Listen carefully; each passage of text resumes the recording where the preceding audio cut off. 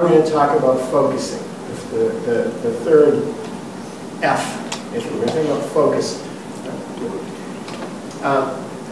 It may not feel like this as you're writing your business plans and trying to find sort of one good idea or two. But one of the big problems that a lot of small companies have is they have too many good ideas. There are too many temptations. There are too many possibilities. There are too many changes in buzzwords and in social trends and in market conditions and so on. And they tend to get blown around like a cork, on the ocean, jumping from one thing to the next, making big swings when they detect, something going on in the marketplace, to the point that they lose track of what they were trying to do in the first place.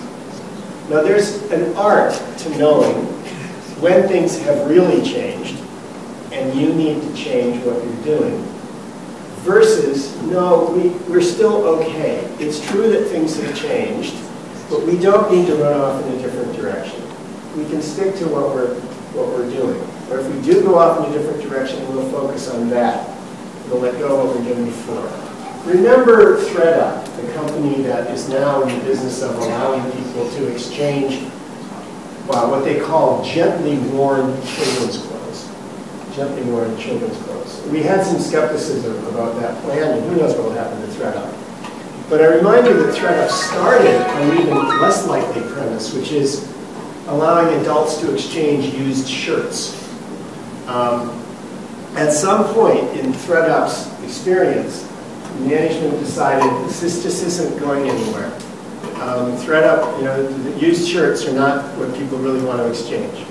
So they moved away from that. They left it behind. They're not trying to do shirts and baby clothes. That's gone. If you hadn't read the news release, you wouldn't know they'd ever been in shirts. They've moved completely. So focus. It's the third reason for having a business plan. Now, there are more than 3 reasons, but in this focus now, remember that the funding is before startup, the forecasting is startup and operations, the focusing is down the track. After you've started and you're running along and you're seeing how things are going, and it's not going the way you thought it was going to necessarily, and you're trying to ask yourself, do we change or do we change tack, or do we keep going? What is it we're going to do? Focusing. Right? The third reason for having a business plan. This is harder than it sounds. Remember the plight of Alice when she's walking through the woods and she comes upon a Cheshire cat. Which road do I take? She asked. Where do you want to go? Was his response. I don't know, Alice answered. Then said the cat, it doesn't matter. Right? If you don't know where you're going, any road will take you there. Right? So if you're not focused, if you're not clear, then when something comes along, you don't necessarily know how to respond to it. One way of achieving focus is by writing it down. Now you can imagine it's all in your head, so I'm perfectly clear. A business of any size has too much detail in it for anybody to keep completely in their head. You can't keep all the numbers there, you can't keep all the calculations there generally. Writing it down forces discipline. It's a way of being sure that you have agreed with your partners, if there are any partners in your business, on where you're going, so that if there's some discussion later, you can think back and say, look, we talked about that, we decided not to do it. We talked about it in the context of making a plan.